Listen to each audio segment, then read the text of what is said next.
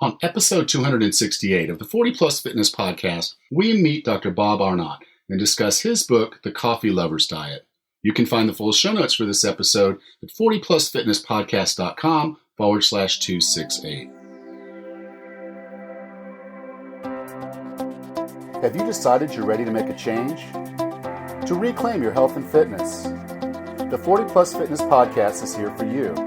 I'm your host, Alan Meisner. I'm an NSAM certified personal trainer with a specialization in corrective exercise and fitness nutrition. Let me be your coach as you find your way on your health and fitness journey. All right, let's go.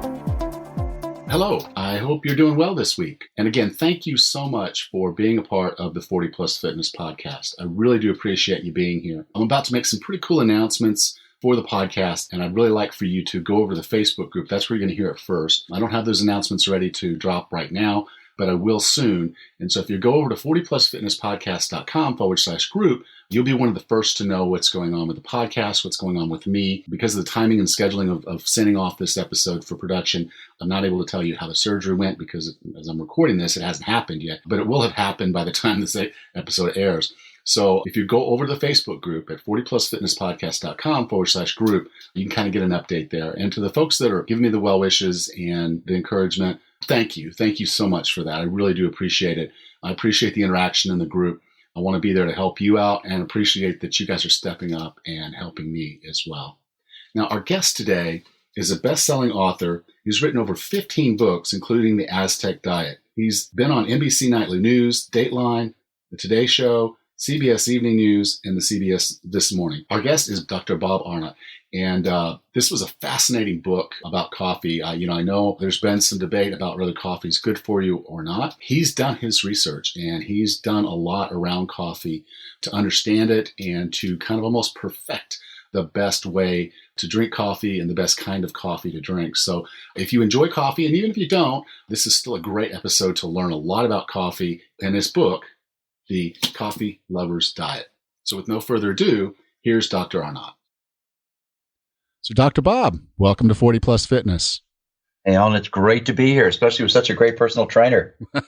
Obviously, The Coffee Lover's Diet is a book you have to pick up. If you drink coffee at all or like coffee, and I drink a good bit of coffee, and I guess I always kind of thought of myself as liking the higher end coffees and whatnot. But I think after reading your book, I've learned so much about all the things that I wasn't doing as well as I could do. And so I'm just pretty excited to have this conversation with you. I've learned a lot from the book about coffee, and it's going to definitely change the way I approach coffee. And change the way your clients work out. I mean, there's probably no better workout food than coffee.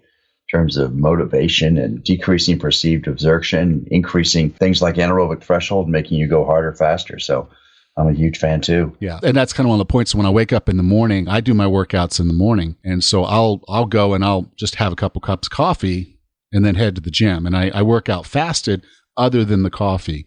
And you're absolutely right. The other day I was a little late and I was running behind and I just didn't get my coffee, and my performance, it was worse. It was much worse. So coffee does kind of give you that boost, and it is a performance-enhancing drug if you really want to class it that way, although I don't think the sporting organizations have done so yet. And it's interesting because, I advocate the same thing. Have coffee rather than the breakfast or any food. You can go right to the gym. When I'm on the road, that's what I do. I get 5 or so, have like 3 cups of our Daktari Kenyan coffee, and I go and pump it out for a couple hours, and it's great. Yes. And I like the story of how you kind of came across coffee and how now that you've done some research and you've done some work, you have actually understand the benefits of coffee, and that's why it's much more a part of your life. Can you go through the many benefits of taking coffee? Well, Alan, the most interesting study of all was this one done in the New England Journal of Medicine. And up until that point in time, many of us had serious questions about coffee. We thought it would contribute to heart disease and cancer, and it had a very mixed reputation. But with this study, 5 million consumer years worth of experience, it was big enough and wide enough and broad enough that they were able to find groups of people. And when they found a group of people that didn't have the usual stigma of drinking coffee, which is smoking, drinking too much alcohol, eating too much food, being overweight, having too much red meat, not having fruits and vegetables, all the signals of bad health, they said there's a 15% decrease in all-cause death for women, 10% for men. That's amazing. There's nothing else against all of medicine or nutrition that is anywhere near those numbers. Now, you ask about individual studies. So there are very good studies on heart disease, as an example. In the New England Journal, you have, a decrease of heart disease with each extra cup you drink, down to about probably a 19, 20, 21% decrease in the risk of heart disease. That's more than a statin drug is going to do. It's more than a low cholesterol diet. It's amazing. Yeah, and I recently had a heart doctor on, and we got to talking about the endothelial function, and coffee actually enhances that function, which I was kind of flabbergasted to say, all the science is talking about how you can measure heart health, the real way to measure heart health. And coffee is kind of a key participant in helping you improve that function. Yeah, it really is, because when you look at endothelial cell function, very ugly, long, complicated term, but basically it shows how your whole blood vessel system reacts to stress. 60,000 miles of blood vessels. And if it sort of relaxes a little bit, then it's fantastic. If it starts to clamp down and throws cholesterol and calcium into your arteries, then you're on the road to a heart attack. And so the studies we've done show that there's a very nice improvement in endothelial cell function in terms of potentially decreasing your risk of heart disease. Cancer is another example. The World Health Organization had for years suggested that there might be a link. Just last year, they came out and said, not only is there no link, we believe at least a couple of cancers that they're prevented. A study just yesterday showing there's a decreased risk of liver disease for people who drink a lot of coffee. The neurodegenerative diseases like Alzheimer's and Parkinson's disease also decrease. Probably the most robust has to do with diabetes. There's a definite decrease in the overall risk of diabetes for people who drink a lot of coffee. And most interesting to me is when, Alan, you go out to dinner with friends or relatives or clients and someone doesn't take your advice and has a big steak and French fry and onion ring meal, they instinctively will have a cup of black coffee afterwards. And the reason is it actually decreases the amount of sugar and fats that are absorbed from that otherwise terrible meal. So it saves us in a whole variety of different kinds of ways. And of course, the book itself is about diets, the coffee lover's diet. And so it's an excellent way to lose weight because, look, it's going to give your metabolism a little boost. You're going to, burn some more calories. You're getting rid of all of the sugar and cream ordinarily we'll put in a coffee because these coffees taste unbelievably great on their own. And then it's doing things in your arena where you're increasing anaerobic threshold. You're able to take free fatty acids out of fat cells to use as a fuel. So all of these things add up together to a very nice dietary effect. Yeah. Now, one of the core elements, and I think this is where I didn't really go the right route with the whole coffee thing, was there are polyphenols in coffee, which are really kind of that magic part of the coffee. And these are actually impacting our body by reducing inflammation, which when you look at sugar and inflammation, those are kind of like core components that if you want to tie cancer and diabetes and heart disease and the neurodegenerative diseases together, typically there's some portion of inflammation and some sugar, insulin resistance type things going on in your body that are kind of creating those issues. Can you talk about polyphenols a little bit and what the core one, because you have for lack of a better word, a favorite one that's in coffee that really is kind of like the heavy hitter? Well, a lot of people now are familiar with polyphenols because they're sold in products like Mars's Cocoa Via as an example. Red wine vineyards are now rating their wines based on polyphenols. Blueberries are a very good source. They're rating those on polyphenols. Cranberry juices are rated on polyphenols. And when your listeners go, what the heck is a polyphenol? I just say, look it. You have the standard nutrients. You have fat, sugar, and minerals and vitamins and protein and whatnot. But the good stuff in fruits, vegetables, red wines, green teas, olive oil, dates, blueberries, and coffee is a polyphenol. And what is it? It's a highly, highly, highly anti-inflammatory substance. And as you pointed out rightly, Alan, the driving force behind so much disease in America is inflammation. It's 50% of heart disease. It's certainly part of diabetes. It's a big part of why people feel so badly when they're overweight. It's part of depression. It's the whole thing. So there's very little question that inflammation is a huge driving force behind why we feel so awful and get so ill. And the polyphenols may be the most potent anti-inflammatory source in the diet. Now, intriguingly, when you look at the source of antioxidants in the diet, coffee ranks number one. It way outranks green tea or chocolate or red wine or anything else. So it's already the top source in America of antioxidants. And when we looked at coffees around the world and listed them in the book, we have the green coffee beans if you buy your own, and we have those that you might put at a supermarket or buy on Amazon. There are staggering differences. Just to give you a sense of the scores, once we roast a coffee, our top score is a 20,000, and the bottom score is about a 500. So which coffee do you want to drink? So it makes a very big difference what you have. Yeah, and I think that's where it was at. Is some of the coffees that I would attribute to being kind of the higher quality branded, and I don't want to mention any brands here for lack of a better thing, but you do talk about them in the book, is to basically say you think you're getting a good quality coffee because you're paying more, but really there are a lot of other attributes that make up a good quality coffee. So why does quality matter, and how can we really focus on getting better quality coffee? Well, look at it. If I said, have your fruits and vegetables and you had a brand new, fresh, crisp, snap pea versus having some broccoli that had been wilting away, on a stove for 3 days, where would you have more nutrients? And the same thing is true of coffee. The difference, again, is staggering. 20,000 polyphenols versus 500 polyphenols.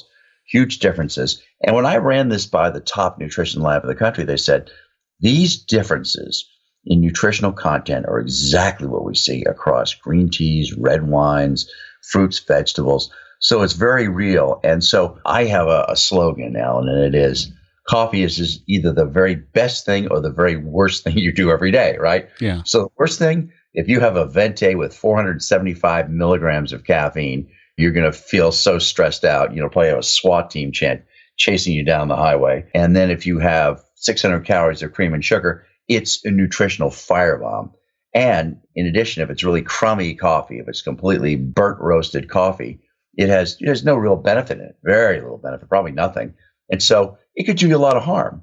On the other hand, if you have one of these lighter roasted coffees with amazing polyphenols in it, and the book is unique in that, we have these tested lists. We've tested the best coffees in the world, and we actually list them in terms of the nutritional content. So you can pick out coffees that you love, either caffeinated, or we've also found some very good decaffeinated coffees if you're part of the 45% of the population that's oversensitive to caffeine. And I think that's kind of one of the core things, is to say, lightly roasted versus dark roasted. And, I used to think that was really kind of just a flavor preference. And the grinding of the coffee was often kind of determined by the company I bought it from and what they chose to ground their coffee to. And so now kind of going through this and saying, okay, well, I need to find the right beans. I need to grind it myself. I need to keep it fresh. So, whereas I might be inclined to buy a large volume so that I'm getting a lower cost on my shipping, it's going to sit longer and therefore not be as high quality.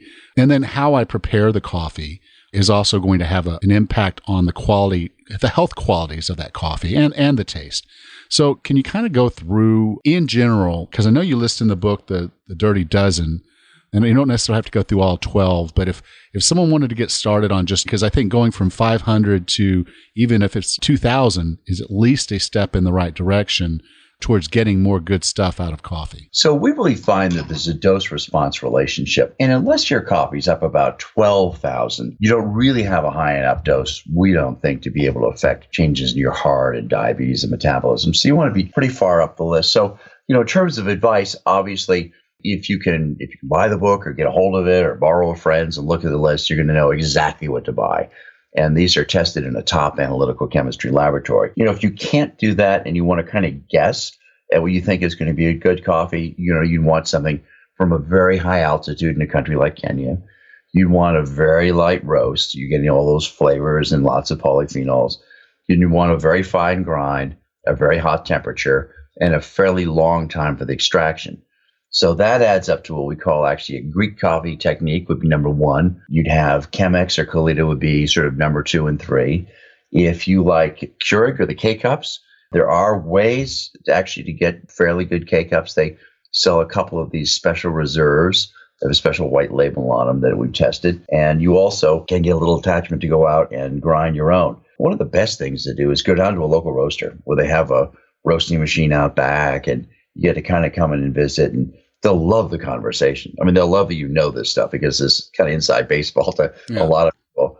and being able to talk about the roast and the importance and the origin. And the other thing, Alan, the reason that the origin is so terribly important is that, you are going to pay more for these top beans, but that money then is going to go to better schooling and healthcare for the farmers' families who put so much time and effort into this. So, you're really kind of saving yourself as you're saving the world, as you're saving the earth, because, you're doing a great deed in terms of these farmers' families. But you're also improving the environment because shade-grown coffee is a great sink for carbon dioxide. If we went out and were planting all over the world lots of caffeine shade trees, we'd have a nice little impact on global warming. Well, that's interesting because, we actually had a sponsor on the podcast at one point, and that's what he did. He literally went around and he found great coffees, good quality coffees, and he roasted them. And I bought some of his coffee and, had him on as a sponsor and really enjoyed the coffee. But like I said, at that point in time, I didn't have this book. So I really, even though he was, kind of talking the talk and maybe he was walking the walk, at that point in time, I just had to say, okay, well, I see what he's doing. I see the lives he's impacting, and his coffee tastes really good. And so, and one of the things you kind of bring up in the book is when you're getting good quality coffee, you can literally taste the difference. And I know one of the things, again, another learning incident here, is there's a thing called a coffee review. And you were kind of saying there's a lineup of the higher quality of taste for the coffee. It does actually kind of somewhat correlate with the health benefits. Yeah, we found a sort of a one-to-one correlation between these very high polyphenol beans because they're the best quality beans and fantastic taste. Now, the interesting thing is that there are now sommeliers, who pick the wine for you at great restaurants, who are actually transferring their skill set over to become coffee stewards because there are more tastes in coffee than there are in red wine. You have 700 various taste ingredients in red wine and about 1,100 in coffee. So when you learn to taste the sort of blueberry, raspberry, strawberry, honey, hazelnut, cocoa, chocolate tastes, they're fantastic. They just explode in your mouth. And another thing the book does is we match foods with various different kinds of coffees because, look, the reason that people have cream and sugar with their burnt coffee is the taste of burnt matches well with cream. But the taste of blueberries with a Ethiopian hambella or a nice dark chocolate with an Ethiopian gathugu are very powerful. That is, once you pair up taste between the two of them, the whole taste experience just explodes. It just pops in your mouth. So it's really pretty fantastic. And like I said, now you've got my kind of reeling of, I've got to do this because I do love tasting wines. My brother is a brewmaster. One of my brothers is a brewmaster. So kind of getting into the craft beer occasionally is a little fun foray. I just, for weight purposes, I can't do that as often as I'd like. Coffee, though, kind of comes off as one of those, I want to say guilty pleasures. I guess it was a guilty pleasure before, but now it's something that I can really kind of see as that type of experience. And I like the way you kind of put that is if you have a local roaster, going down there and having a conversation with them about where they source their beans, how they roast, the temperatures they roast, and whatnot, and then starting to buy some of the high quality, or not necessarily high quality, but just buying some better tools to make sure that you're making your coffee the proper way. I think all those are really cool things that are kind of coming out of this book and formulating in my head. I do want to ask one question, and it's a little off script. As I was reading through, now, I guess you can't have a coffee conversation without talking a little bit about Dave Asprey and the whole mycotoxin thing. It becomes a conversation point pretty much anytime you're talking about high quality beans. I know you say not to store the beans in the freezer or the refrigerator because of the moisture. Right. But is there really and again, you also say try to get the coffee in low volumes so you're drinking it within like the next 4 days.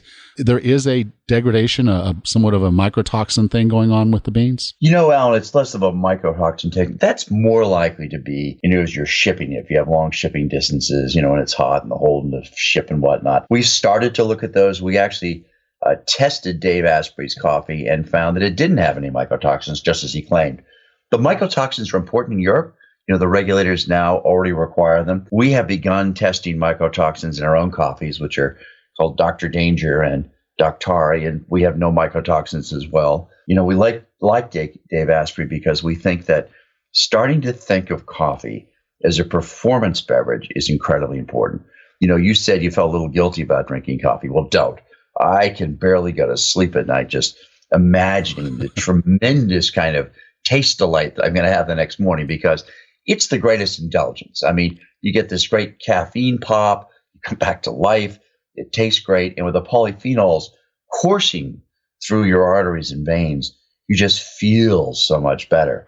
So it's a wonderful case straight. And I think Dave's got something. He really aims more at sort of, diet and brain, which I think is important. But, increasingly we understand that coffees really do great things for you. And he's kind of led the charge on that. Yeah, he did. And other than, I guess with his coffee, he wants you to grass-fed butter and the MCT oil or his brain octane oil in there, which again is a good thing if you want to make a meal out of your coffee. But I'm kind of more, I guess, the old school of just give me a good cup of coffee and I'm good to go.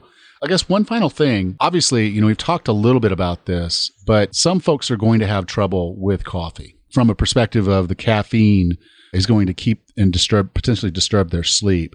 Can you talk about the mechanism for how that happens and how someone can know if they're in that 45% of folks that are going to have to think about whether they have maybe a cup of coffee in the morning and then switch to decaf for part of the day, or how would someone know they're that person? So 45% of the population has a real problem metabolizing caffeine.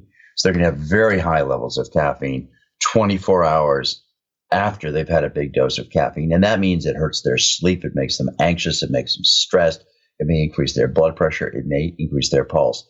And so caffeinated coffee, for that 45% of the population, a lot of it's probably a bad idea. And yet we know you need 4, 5, 6 cups of coffee a day to get the full health benefit. So it seems like a catch-22. But Alan, there are two very good answers to this. Answer number one is if you have 1 cup of extremely high phenol coffee, you could have a good enough dose to be able to get by with 1 or 2 cups a day. The other answer is, if you look in the book, we have decaffeinated coffees, and they're very few and far between, that are high in polyphenols. So what I do is I'll get up and I'll have 2 cups maximum of a caffeinated coffee early in the morning, 7 or 8 in the morning. And then during the day, I'll have a decaffeinated coffee. And that way I can do it. Now, how do you find out if you are caffeine sensitive? You probably already know. A cup of coffee at 2 in the afternoon, you can't go to sleep at night, or a bunch of colas, however you're getting your caffeine, you may have a problem. 23andMe or these various companies that offer the genetic tests, I did the 23andMe one, they actually will show you whether you're a fast, medium, or slow metabolizer. And I'm a very slow metabolizer. I'm a snail metabolizer. So that's how you'd find out. And don't give up. If you do drink 6 cups of caffeinated coffee and you are someone who's sensitive to this stuff, you're going to be bug-eyed. You're going to have a hard time sleeping. You'll be stressed. Your blood pressure and pulse may be up. It's not great for you. But the decaffeinated coffee allows you to enjoy the benefits without feeling so wigged out. Yeah, and I can see the where you kind of feel it. But one of the things I think you're doing that's a little unique, being a slow metabolizer, is that you take some of that initial pop, that energy, and you use it in the gym. So you're using it for a physical performance, and then kind of I would imagine, and maybe there's no science behind this, but after you've done a really, really good workout, you've kind of used up, if for lack of a better word, some of that extra energy, because it is, I guess what's happening is the caffeine is taking the spot of something that would help you sleep. So it's probably not that direct, but you are actually going out to use that energy rather than just going and sitting in an office writing or doing something else. You are burning some of it off. The other interesting thing, Alan, is that as a morning workouter, that in the morning you generally have lower energy, lower overall hormones and whatnot, and you give yourself a very nice sort of artificial spike so that your morning can be just as good as your afternoon because you'll be able to pop all of it up with a great workout. As you point out, you're basically able to use that caffeine to tremendously good effect during your workout. And I can really attest to that because the other day I was working out and had not had my coffee because I was completely discombobulated with people sleeping on my couch and I didn't want to wake them up. And I'm like, well, I can't really run the grinder without waking them up. So I'm like, I guess I'll skip my coffee this morning. And it showed in my workout. It wasn't as high quality a workout. And I had to apologize. I actually have a personal trainer myself and I had to apologize to him because I don't like not performing.